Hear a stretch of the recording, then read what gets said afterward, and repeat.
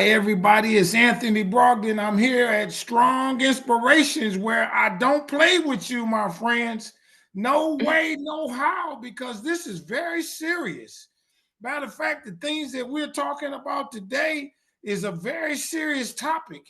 Because see, here at Strong Inspirations, I give you this Black history, but I also want to add, as I have done in the past, some wellness to ours.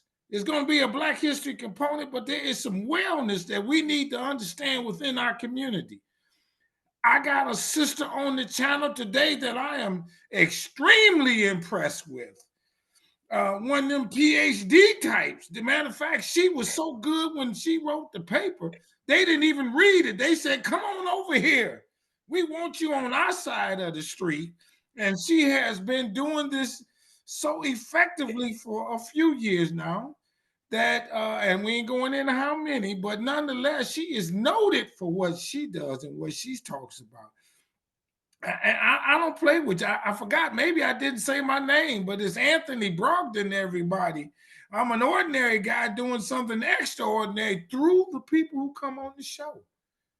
Through them who they spend their time to spend a little bit with us, to share some of this knowledge with us. And I'm extremely grateful of that. A couple of housekeeping things. Did you see the video I did with the guy who great grandfather was almost lynched?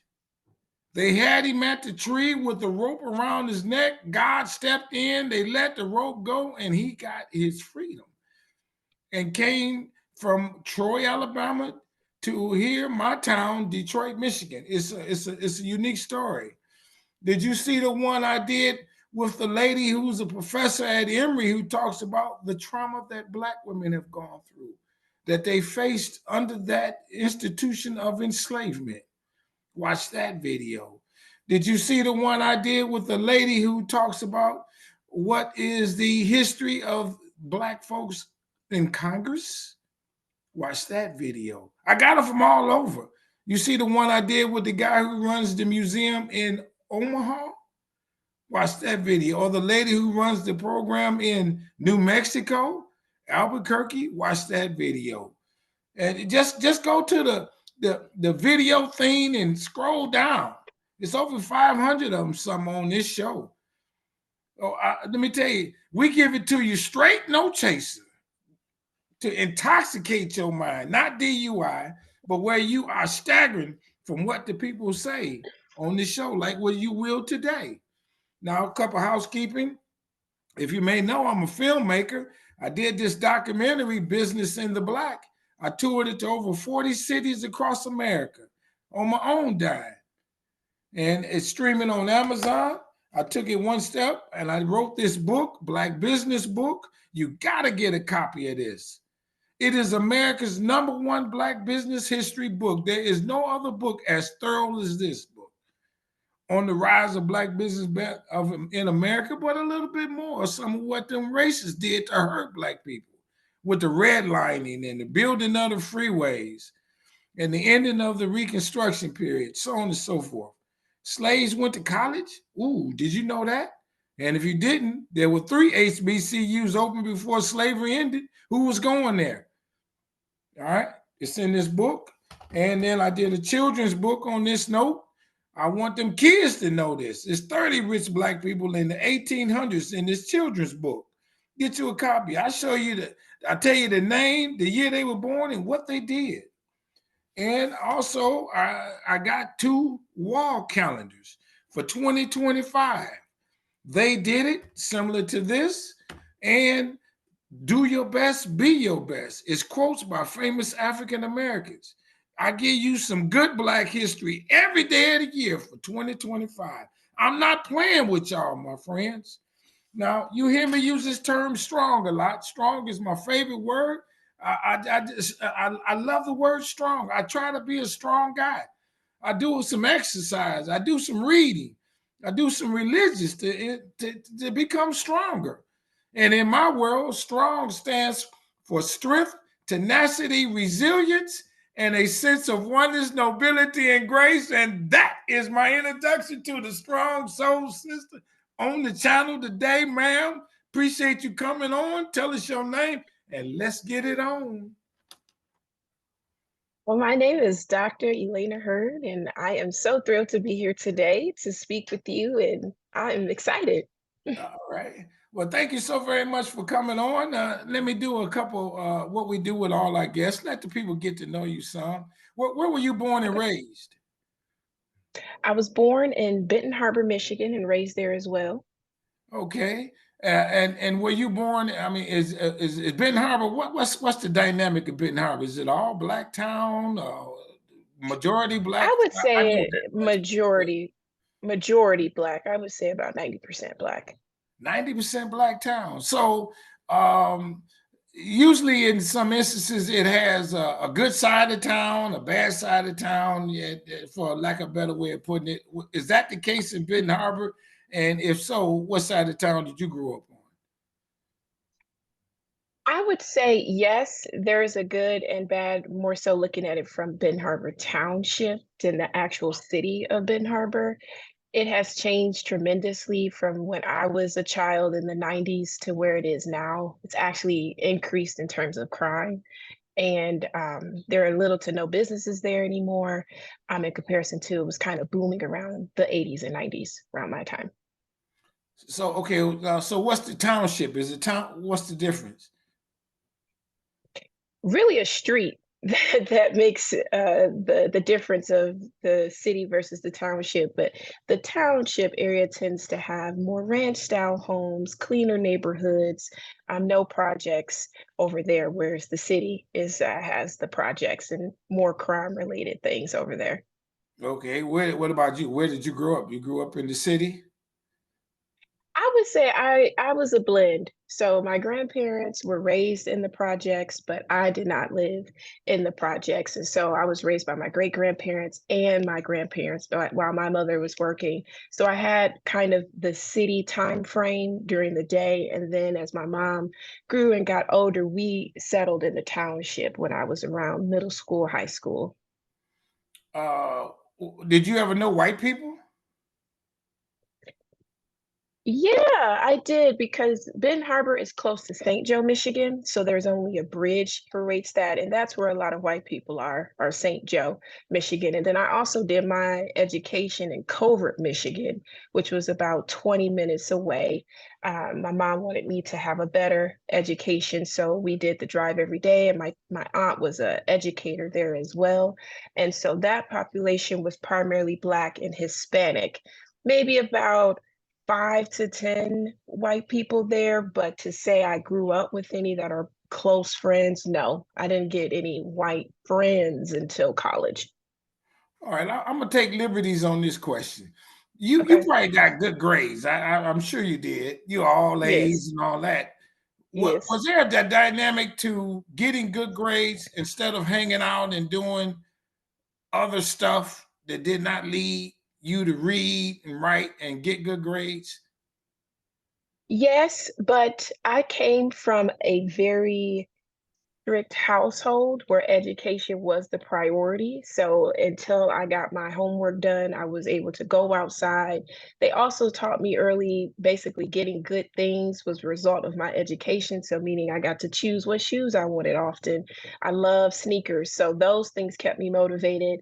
When I would get into bad crowds, it was an immediate conversation between my grandma and my mom to kind of rechange those friend groups that I was within and focus on the bigger picture. They always told me early I was going to be great. And so they wanted to make sure that was a product even at a young age of looking at the different people I was hanging out with who was fighting more, who were had early pregnancies, all those different things they would talk to me quite often about. So at a certain point it just became natural. They didn't have to tell me anymore. Okay, we're going to stay on that after I ask you this question. We're going to come back to Okay. that because that's going to lead into the discussion, understandably. Well, Okay. do you know where the Southern connection is in your family, the enslavement and that kind of thing? Yeah, so my great grandfather was born in 1927 in Louisiana. And so a lot of my family migrated from Louisiana to Benton Harbor, Michigan. The Louisiana ties go back to where we were enslaved, where my ancestors were enslaved. And then around 1945, they moved from Louisiana to Benton Harbor because at that time crops and open fruit markets were a huge thing, I was told. And I grew up in a family of entrepreneurs, and so Benton Harbor at the time was kind of seen as their way out, and that's where we settled. Uh, when you say the enslavement, uh, so Louisiana, what city in Louisiana is it Monroe. Monroe? Hmm. And is there any trauma in your family? Like, did anybody get lynched, hanged, hung, had to leave in the middle of the night, or any of those kind of things that you may, we hear so often about? Yeah, I mean, it would probably be my great great great ancestors, but my great grandfather, Yeah. no, I didn't have that with him, and I was lucky enough to actually know my great grandparents up until the ninth grade, which is not that common, I found. Uh, what made your mom and grandmother want education? And this is going to lead into the topic, because sometimes something triggers in a person and says, okay, we're going to be a better group of people.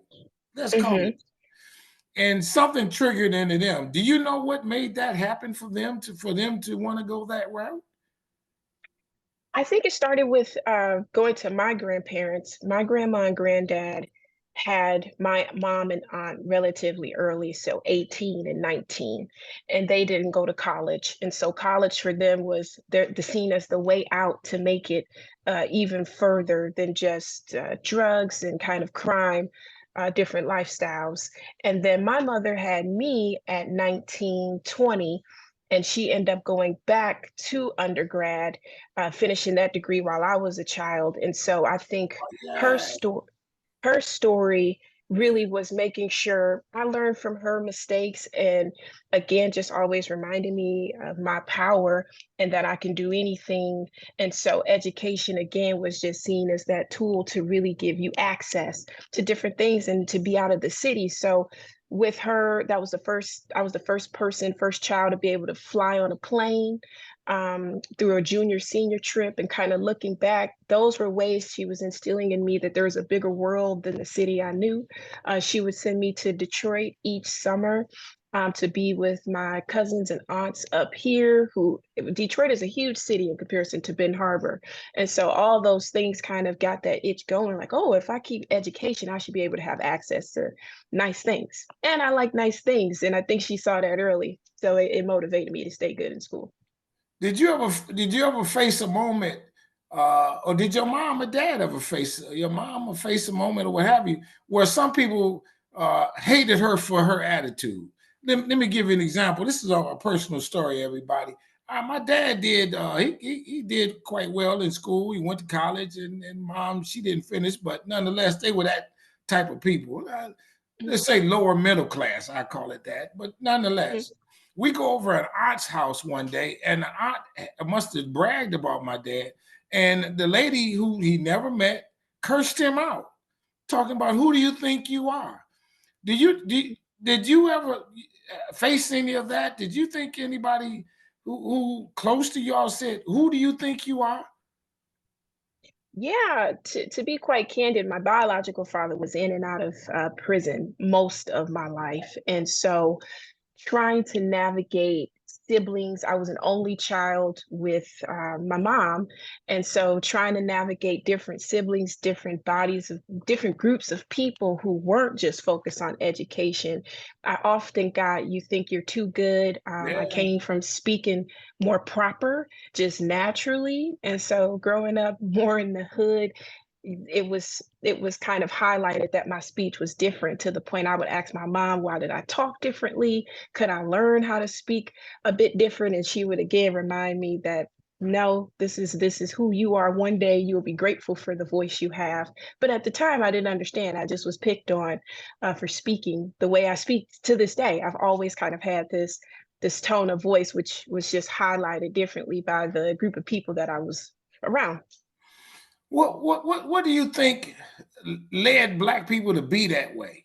Why don't black people, and I'm not saying Mhm, all of them by no stretch, and this mhm. goes into you being who you are and the topic we talk. Why do black people say we rather you not do well? Some of us anyway. What does that come from? I'm a big firm believer that we're a product of our environment. You only know what you know. And so sometimes accepting change is hard.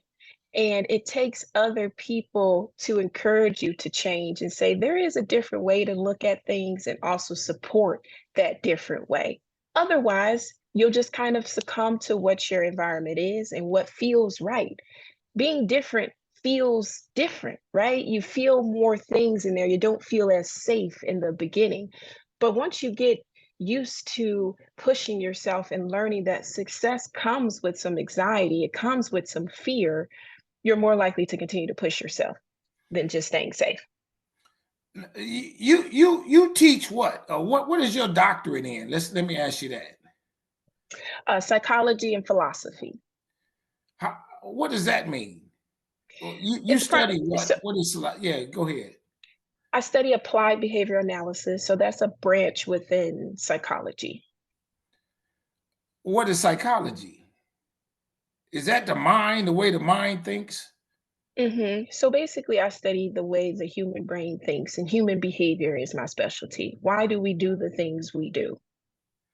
Okay. What got you to want to think that way? Why did that be your field of choice personally? I like to say, on a religious note, I think God found my purpose early. I lost my mother at 19 unexpectedly. And so figuring out undergrad at this point, I just finished college and started applying for jobs. And one of the jobs ended up being a therapist for children with special needs. And I just fell in love working with the kids, seeing the progress. And it was something I had never experienced before. I went through all of school trying to be an obstetrician gynecologist, so a practitioner that delivers babies and kind of monitors women who are pregnant. But, stillbirths, where you have to deliver the baby and the baby is not alive, was really challenging for me, especially going through that right after losing my parent. I just wasn't in a good mental space to continue that, so I thought, "Why not be a practitioner for children with special needs?" A lot of people who go into health or think about being a practitioner, it's very unlikely they think about the special needs population. And so I just wanted to be an advocate for them and know that how sad it must be for those parents to hear that news, but for me to be an advocate for them and be a resource to be able to help. I really felt they're the unspoken angels that I can continue to do good in this world. And from there, I just kind of kept my education going and did my master's within it and then my PhD. What does a PhD teach you? I mean, how deep does this get? I mean, in terms of the way the mind thinks and so on and so forth, and special needs. Honestly, the PhD gives me more life lessons than applicable lessons for working with children. And those life lessons are discipline, sacrifice, commitment, dedication, because a PhD is not no easy task. And so there's a reason why there's less than 10% of the world that has a PhD.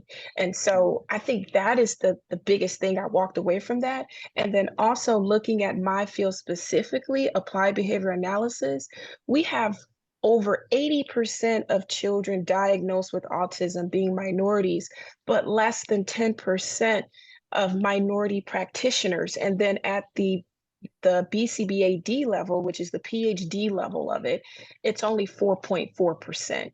And so if I can give more representation for our families, it probably would at least allow a better understanding of what we're trying to change, how we can help their child in the future better so than my white counterparts. And also understanding how these assessments can put us at a lower score than a counterpart. An example of that is one thing I might do is grooming. As you can see, I have braids in my hair. One of my assessments may ask for the child to take their hair down as a Black woman, I'm not going to tell a little girl to take her braids down, right? But there becomes a cultural competency there to understand the why of that. Doesn't mean you don't know how to do your hair.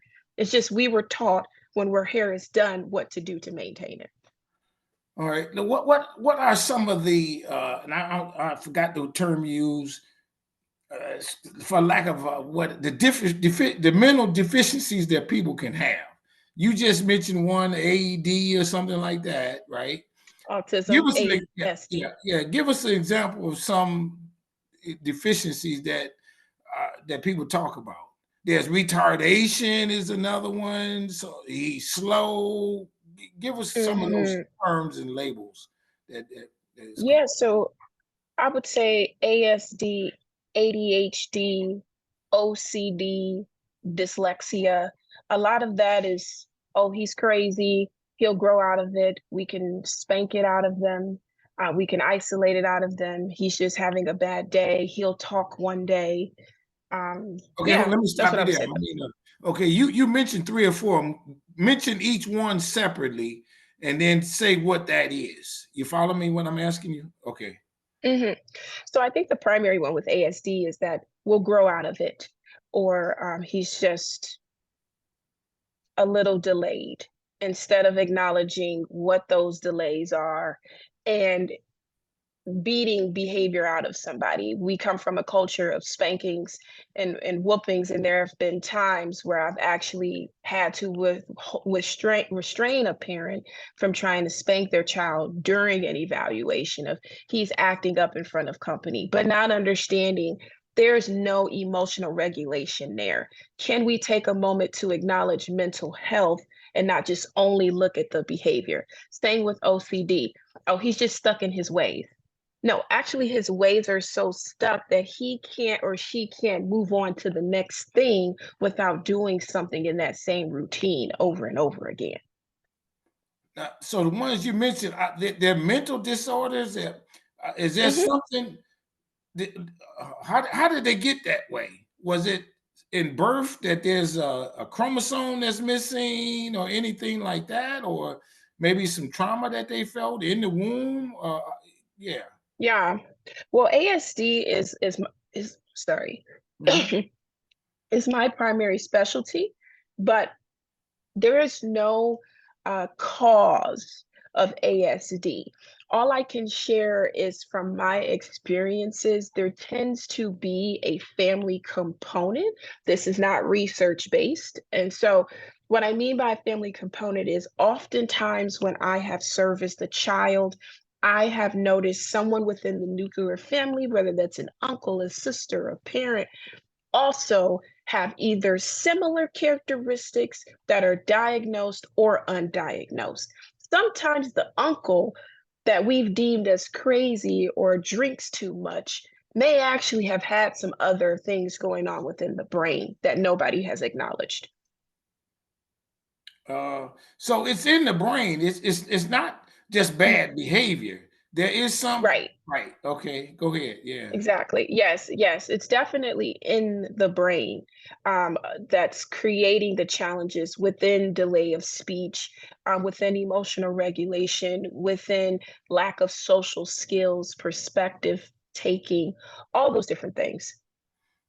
And this could be something that was a trauma moment that happened, and these are questions, and or it's something that in their birth.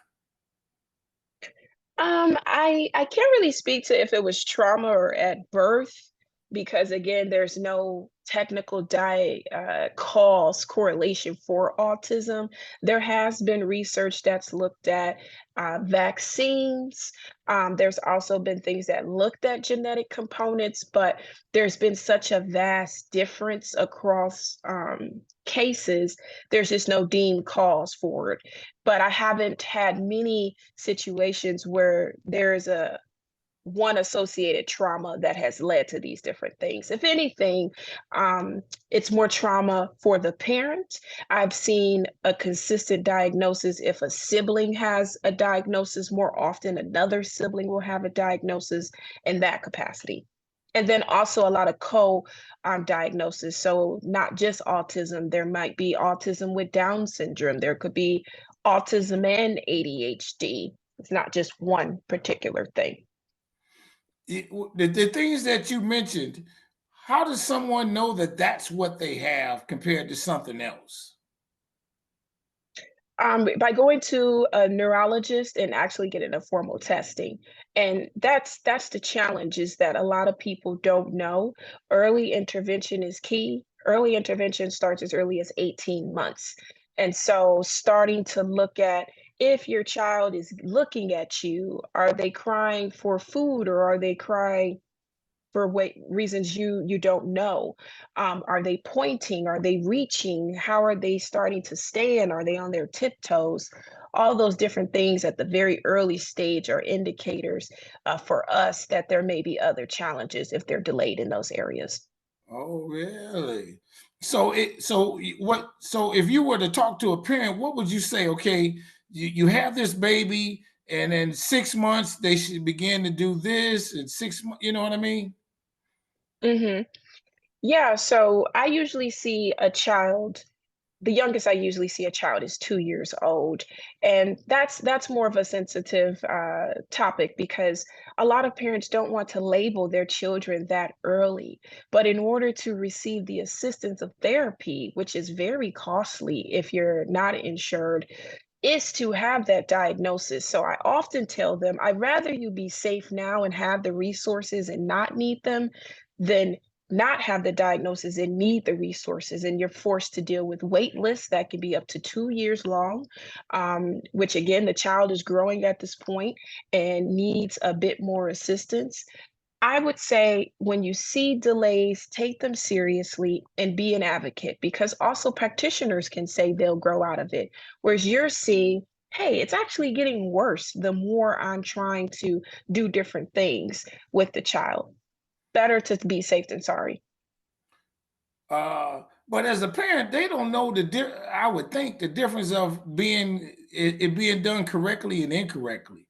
I mean, you just say you're a parent, you 20 years old, what have you. Joey doesn't stand up straight. I don't know. Well, would you say that, or would you recommend that a parent take their child to someone like you to get tested just automatically anyway, to make sure that they're not missing something, that they should understand what it is? Well, a child should be getting routine checkups anyway, especially at the very early stages. I'm talking 12 months, 16 months. They're seeing their doctor quite often to be able to speak to what they're not seeing. To kind of speak to your point, that's where we utilize other family members or other people around. Unless the person is completely isolated, where it's just them and their child, I completely understand that. But sometimes you'll have a grandparent that says, hey, that child should be doing X, Y, and Z by now. Or when you start to integrate them into social settings, do they isolate themselves, or are they engaged in their new environment, or are they just kind of to themselves? You want to kind of look at how the child is exploring their environment and trying to get their needs met. Is retarded still a term that you use, or is it one of those other terms that is the proper word for it? I personally don't use the term retard, just to kind of stay away from that. But I'm actually not sure what the new term is, because even with autism, it's a matter of saying my child has autism or my child is diagnosed with autism. You really can't be too sure, right? It changes. Someone's going to get frustrated depending on how you do it. So I just kind of always ask the parent how would they like for me to refer, and go from there. So that way I don't offend in any way. All right, got you. Is this more a black thing? Some of these deficiencies, or are some deficiencies more noted in black children than white children? I wouldn't say it's more than a black thing. I would just say minorities are diagnosed. The increase of minorities being diagnosed is very high within the last 5 years. I can say from my perspective, African American families may be the hardest to implement behavioral practices on. Like I mentioned to you, I've been in situations where a parent has tried to spank their child for misbehaving, not understanding that I'm there for the misbehavior. And as a person that grew up on whoopings and punishment and different things, I understand how some of that is cultural, but also trying to get them to understand this science is not just the white way. There's a way that we can blend it, because the overall goal is to help your child. And I personally don't think anyone truly wants to punish their child in the form of pain anymore. Yeah, okay. Or That did leads to this. Is whoopings good? I'm gonna say no. I'm gonna say no. No, my theory to that is if you whoop somebody for doing something wrong and they do it again, it's not effective. So the goal is to get them to not do the behavior again. Can we get to a space where they're not doing it again? What's a better punishment? Well, we want to always figure out the why. Why did they engage in that? And so if we can find the why, we can replace the punishment with something that can either increase them on doing the positive aspect or add a punishment that allows them to not do the behavior often. So in my world, punishment means when the behavior is beginning to decrease to the point of extinct. Meaning, if you're stealing all the time and I put you in timeout and you're still stealing, that means timeout isn't a punishment for you because you're still stealing.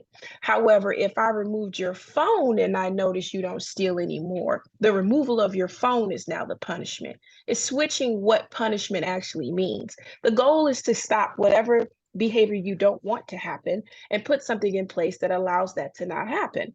But you got to see, looking at the frequency, is it still occurring or is it not occurring? If it's still occurring, your punishment isn't effective. One of the things that happens is, and we say this, the white lady, she see her son over there, he crying, "Mommy, I want this, I want this," and he doesn't stop, and he's stomping her feet, and so she doesn't do nothing but, okay, go get timeout. When the black kid does it, and then she punishes him, maybe with a whooping or a hit or something like that, we figure that the white people are. I don't know, maybe that's a better way of doing it because of how white people, not all of them, understandably, how they turn out. I don't know. I'm trying to get to the point. Black people, are we doing it correctly to so many of our kids? Or there's another way that maybe we should do a little more to emulate what white people do to punish their kids. Or I don't know. Yeah. Well, I want us to kind of stop categorizing Black parenting and white parenting Okay. and find just a common ground of parenting strategies. And so, because Black people sometimes give in too, let's say you got a crowd and your baby falls out in the middle of the aisle and you don't want the embarrassment, so you just grab the Kit Kat and tell them to go. That's the same situation you just mentioned earlier with Right. the white family. And Right. so it's all about environment and social cues in that moment. How is it making the adult feel? Because that's what's giving in that moment. Does the adult want to be embarrassed, right? Or do they just want to wait it out? I'm in a field where we're going to wait it out and be okay with we're not getting it. But also thinking on a grander scale, there's a reason why stores put the candy bars by the conveyor belt, magazines right there. You're waiting the longest right there, right? When you're in an aisle, you're kind of in a move, in a motion. You might say, "Excuse me," to get around to get your graham crackers. But when you're waiting in line, you have the most time there. When you're putting things on the belt, they have time to see around. 9 times out of 10, the kid didn't want to go to the store anyway. They're ready to go. So they're going to grab the first thing they see, which you're also like, no, I'm thinking about, I got to pay this. I don't want to get you this. I don't feel like dealing with it. But that's when the behaviors start to come. So there's a whole bigger picture here of why that's even happening. Because imagine if there wasn't even that there, you wouldn't even have this problem. Now, if we go into the quote unquote black parenting, white parenting, where we could say how history has said more Caucasian families are disrespectful, right? Of talking back in different sense. There Right. may be black families that do the same thing. I've seen that, right? It just may not be spoken of because, again, in our culture, we're kind of taught what's in home is in home. And we know culturally how we've kind of put that respect in place of our aunts, our parents, and X, Y, and Z. Yes, ma'ams, no, sirs, and different things. And what I say goes. But that also leads to the question of sometimes asking questions, right? Black children have the right to ask questions too. And children have curiosity. We have to create a space where we learn from you without trying to be disrespectful. But that goes back into there's a time and place sometimes to ask those questions. I'm gonna go deep on this regard. Uh-oh, Um, scared. there are a lot of young. Not. Let me see this. There are young men who go out here and they dress like girls. My Mm, theory is because they had no male in their life that, and I know it's not 100%, they had no male, then all they did was emulate the women in their life. And so this is how some of them act that way. They're mm, intelligent young men in many respects. They had an issue with that at Morehouse University. I remember a few years ago, a lot of young brothers was walking around in dresses and stuff, getting all ladies. Is there some dynamic there relative to the lack of men in these young boys' life that might want them to act mm. out in such a way? Can you speak to that? Not much, honestly, Anthony. I can't because I haven't studied that, and we go off of evidence-based in my field. Now, from personal experience, I am a big LGBTQ, hopefully I said all the Yeah. letters correctly, um, supporter. Very close people in my life identify as gay. I have met people that have transitioned to different sexes that I've grown up with. Um, some that I also didn't know that I've grown to love as that sex, not knowing that they were the other sex at a point. And so I think that's a very hard topic that we have, but each individual's experience is different. And I think if anything, we want to give support where we can because that community deals with more hidden battles than we may know. So if they are wearing those clothes, it shows a sense of freedom Oh, in okay. their sense. Oh, okay. Mhm. What back in the day, and I know I'm kind of jumping around. Mhm. If you spare the rod, you spare the child, or something like that. You remember hearing that saying. And so, black men who were going through the trauma of you boy this, boy that, they kind of took that out on the family. They had a McGruff kind of attitude. Does that lead into some behavioral issues, some AEDs or something like that that we might see in the young kids? I wouldn't say it leads to it because they would already kind of have that diagnosis already. But kind of going into your point, I have had situations where parents have said they don't want their child playing with girl toys if they're a boy, and vice versa. And sometimes kids they don't have a preference. They like the color pink. I've seen it. They're requesting it. But I have on my notes the dad said, I do not care if they like Minnie Mouse. Do not give it to them. And so, yeah, that becomes challenging, and that's something that a lot of clinics deal with, especially as you have employees that might identify as any of that of the LGBTQ community, and having parents pull owners to the side and say, "I actually don't want my son or daughter working with them." These are conversations that our country is having to have, and we don't necessarily have any guidance on how to do that the right way without being offensive to either side. What's a good day? Can you cure a person? Let me start with that question. No, no, I can't cure a person, but I can. assist them on becoming more independent in areas of social in layman's terms, basically, can I get you to blend in society and teach you different tools than misbehaving, acting out, or not able to get your needs met in a proper way that others can understand? Um, and can you, and I guess this might be sick. So a good day for you is what? A good day for me is when a child reaches a milestone we've been working on. So, for example, if I go back to your grocery store example, if every time we get there, the child throws themselves out of the cart, is destroying everything in sight, a good day for me is when we're able to successfully sit there and they ask, "Can I have a Kit Kat, please?" And either they accept the yes or they accept the no. That's a good day for me. Do you are you able to prescribe medicines? No, I don't prescribe medicine. I'm not a MD, but I do work closely with MDs and psychiatrists to be a part of that conversation. But I often try to not use behavioral pharmaceuticals first, just to have a clean system to see what we can do.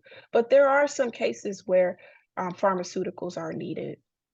With that said, I do you know of different foods that a person should eat, like helps clear the mind or something like that?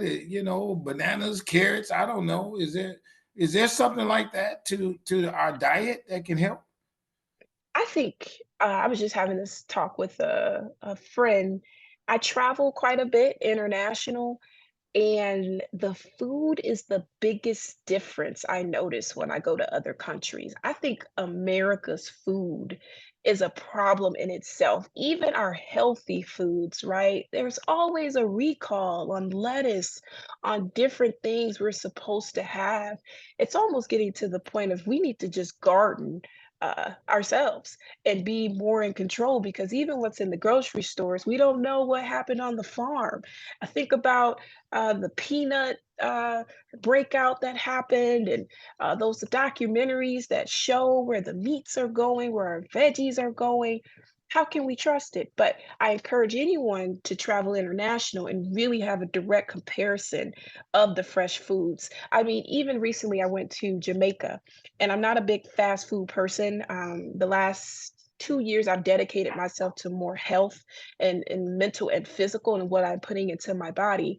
And so, but Jamaica has this world-renowned KFC, right? It's supposed to be just amazing KFC over there. And I'm not a big KFC person in America, but when I tell you that was some of the best KFC I've ever had in my life, I mean, even the potatoes, they felt like they were just peeled in the back and blended. The sauce, I mean, the chicken, I don't know, it was something out of this world. So I encourage, get to Really? KFC Jamaica. I mean, but it even highlighted that even the fast food is different internationally. So it consistently makes me question, what am I putting in my body when I come back? And a lot of celebrities have actually done talks and interviews about this, of when they've been out on vacation for a while eating, and then they come back here, your body almost needs time to readjust back to what it's eating here.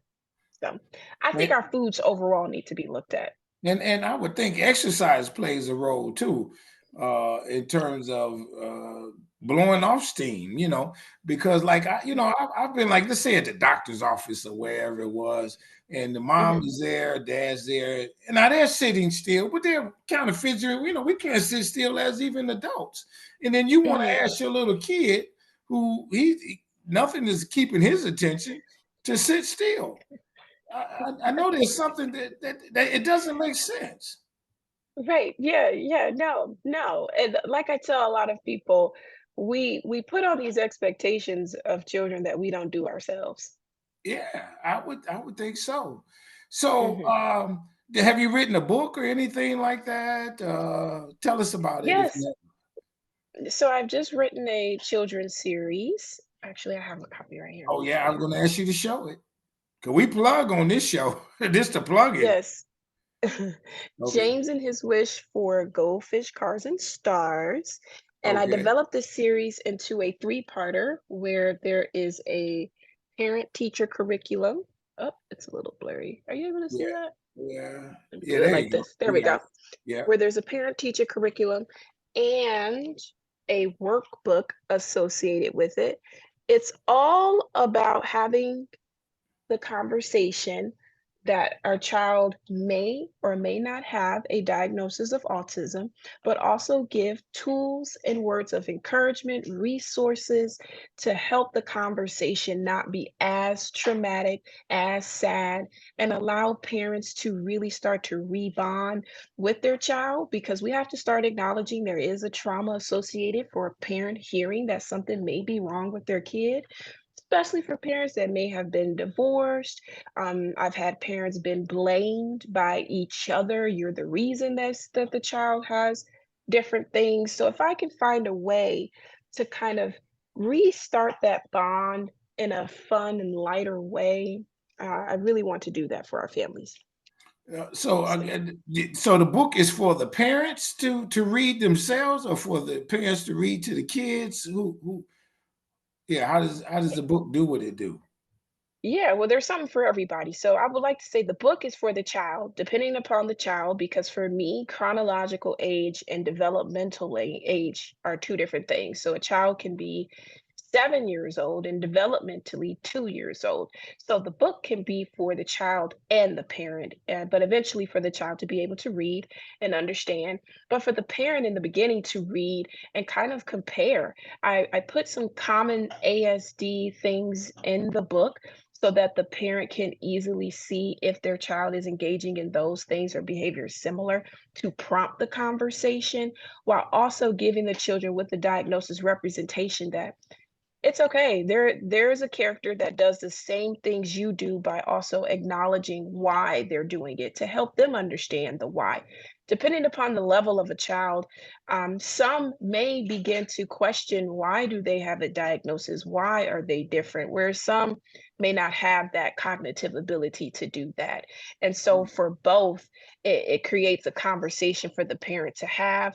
And then it also, for the next materials that I develop, allows, like I said, for the parent and child to create a bond together and understanding those different behaviors by acknowledging their feelings, with emotional regulation being a major component of behaviors. It's important for the child to begin understanding what emotions are, and also allowing the parent to acknowledge that they have emotions too and create more healthy conversations around it. We're, we're Really gonna we're start gonna mental health early. we're gonna ask for the website in just a second, but let me before we do that, because I want people to Okay. be able to support you and go. I got this question. Let me brag on you, and I'm gonna let you brag on you. What Okay. you're good at this, um, I like think and, so. and you're Yes. good at this because what? Because it's my purpose, I've practiced this, I've studied it for years, I've done it at each level. So I've been a therapist before, I've been beat up to the point my family has questioned, why am I doing this? Hold on, let me stop you And there. What do you mean beat up? I work with severe behaviors. And so that means getting hit by Oh, children. really? Yes, yes, I've come home with black eyes before. We like to call them battle scars in the field where, we have different bruises for getting through behaviors. A lot of times when we say behaviors, people just think, oh, crying. No, hitting, kicking, throwing, spitting, self-vomiting, um, people using their feces, throwing them. These are Wow. things we are dealing with. Yes, children SIB where they're hitting themselves. I've had a child try to pull their eye socket out, biting their finger to the point it's a deformed finger. These are severe things that I have dealt with within my 11 years in the field. And so knowing that I've done this at the therapy level, I've been a supervisor, I've been a director, now I'm an owner, I'm able to speak to all those different components within so parents can really understand and get a good perspective from somebody that's done everything and not just telling you something I actually Yeah. haven't done. Oh my God. Does this keep you up at night? No, I think what keeps me up is, unfortunately, the field is becoming, it's unfortunate and fortunate at the same time. Um, Profit and purpose is a constant conversation, and I want to make sure we're putting our best foot forward in helping our population. And there are clinicians that are just in it for the money, to be honest. And I think to really make a difference in the field, there has to be some passion still there to be able to show up every day, deal with what we deal with, not be mean or upset with the kid the next day, to continue to push on and remember your purpose. As a Black leader in this field, I have faced a lot of challenges where parents have refused to speak with me in the beginning, Oh man. would only talk to my supervisor. I've had a situation where a student I trained for 8 years, instead of being inspired, I would like to say, wasn't inspired enough, but was frustrated that they decided to start their own and try to, well, a lot, I can't say they did, right? But I can say coincidentally, a lot of families and staff went to their Okay, I company. got you. I got what you So said. um, Yeah. dealing with those things consistently, it hurts the heart when you really care about the field. Because for me, it was putting people in position to grow. I've been a director before, and so I want to give other people that platform, but also understanding the different challenges that they will have and the time that needs to be put in. I think I was always a go-getter, but there was a mentor that told me, "Hey, Elena, you're not ready to be a director yet. Give yourself 3 more years." Now looking back, I understand that, but in the beginning, I'm thinking, "I know how to do everything." But mature-wise, I wasn't able to handle everything that may come my way, because the bigger you go, the more problems that come towards you, and you're Sure. always gonna be somebody's blame game at the end of the day, whether they don't like their therapist, whether they don't like their schedule, whether they don't like X, Y, and Z. You have to be able to be mentally strong, to take that on and not make emotional decisions and make objective ones. Yeah. Um, do you speak on this? You said you travel a lot. I mean, are you known or across the globe, so to speak? Have you gotten any awards for your work? I've received a Distinguished Scholar Award from the Cambridge Behavioral Center. That's based out in Boston. I have done international work in Accra, Ghana, where I've done behavioral assessments, just free assessments to help. A lot of time, ASD is not covered by insurance international. So I would go there and just help out where I can, donate where I can. For example, $1,000, I believe, may cover a year of Wi-Fi for one of the clinics, that I just went on my own time and my own money to help. I've taught in Riga, Latvia. That's very close to Lithuania. I've taught there for almost 5 years in person. I did that for free for about 4 years until recently the people were able to start paying. And oftentimes I just give it back in some capacity, because for me, it's really about making change worldwide. Not everything is about profit for me, but to be able to really give people purpose in their life wherever I can go. And I think I will be blessed if I continue to do it that way. This is a ministry for you, It's becoming that, yeah. movement. Give us your website, how people can get your book and follow you and stuff like that. And or are you open for more patients? Yeah, so you can go to neuroverseacademy.com.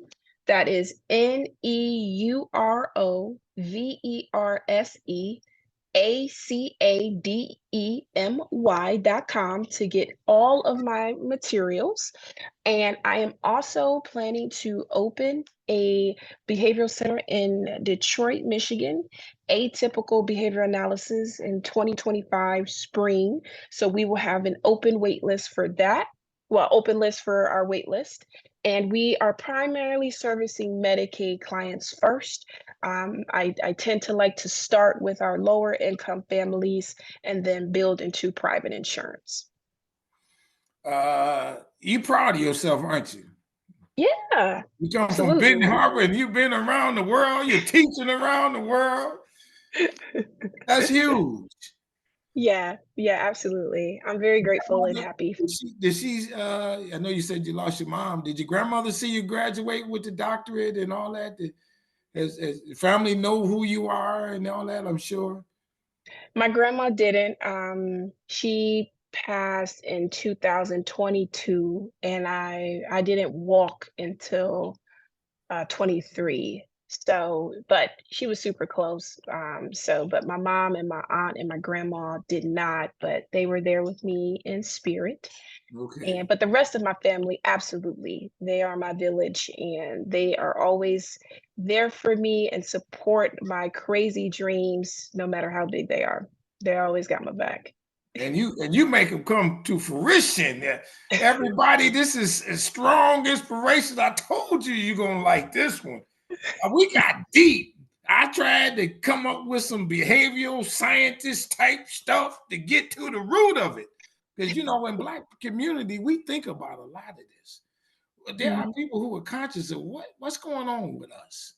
Mhm. We know we got some, and not everybody, it's not a blanketed statement by no stretch of the imagination, but we know we got Mm, some concerns within our mhm. community. And she's Absolutely. addressed some of those. Some of those are just that they can't help it. Some of those are the trauma. Some of the are the lack of the parent involvement. I hear so often when I talk to educators, we have these programs and the parents just will not show up. Mhm. And then they wonder why little Joey wants to, a little, not Joey, but little kid wants to act up because he gets no real support. And Mhm. then you wonder, well, what's the next move for him? Well, we, in some respects, we see those, but there are many who do Mhm. overcome that growing up in those communities, in those neighborhoods, in those areas where they see this and decide, like this sister did, I'm not one of them. I'm going home to read my book. And I'm not going to let some of those other things happen to me. And it's such a beautiful thing. Go to her website, everybody. It will be in the description, and support her. Tell people about her, so on and so forth. Uh, she has an office, and this is the question. You have an office now in Florida somewhere, right? Isn't that correct? Yep, I have a clinic in Pinellas Park, Florida, Watson's Way, ABA, Okay. and I also have a clinic in Plant City, Florida. That's the first one actually in Plant City. Our families were driving 45 minutes to get therapy, and that's part of the reason why we want to put one in the city of Detroit because a lot of providers are around the city, but no one wants to go in the city. And so Mm. our families are having to drive 45 minutes whether our winters are light or not, there should be a provider there to help us. And I know we will be protected wherever we go. And yeah, so I have one Plant City, Pinellas Park, and then fingers crossed, Detroit, Michigan, spring of Oh 2025. yeah, it's gonna happen. Come on, ain't that you just nothing you don't do, nothing you want to do, you don't do. I guess I'm saying that correctly. And I'm super excited you've come on the show. Everybody, again, watch out for this sister. She bad. And go to her website, get the book, tell people about her, and then also check me out too. Get your copy of this book. Everybody, go to businessintheblack.net, learn more. I'm speaking around the country, and I'm telling my good Black history stories, everybody. And to you, my sister, I say this, and I mean this. I mean this with all sincerity. I want you to stay strong, stay safe, stay on your grind. I love who you become. They Thank you. instilled some stuff in you, and you took the mantle. You didn't run from it, and you took it to the highest height Mm, to get that doctorate and to do what you do, to give of your life and your time. And God has got His finger on your pulse. love that. Everybody, this is what what it looks like right here on Strong Inspirations. That kind of person. So thank you for coming on the show, everybody. And with that, I'll say bye-bye. We out. We're Peace. out.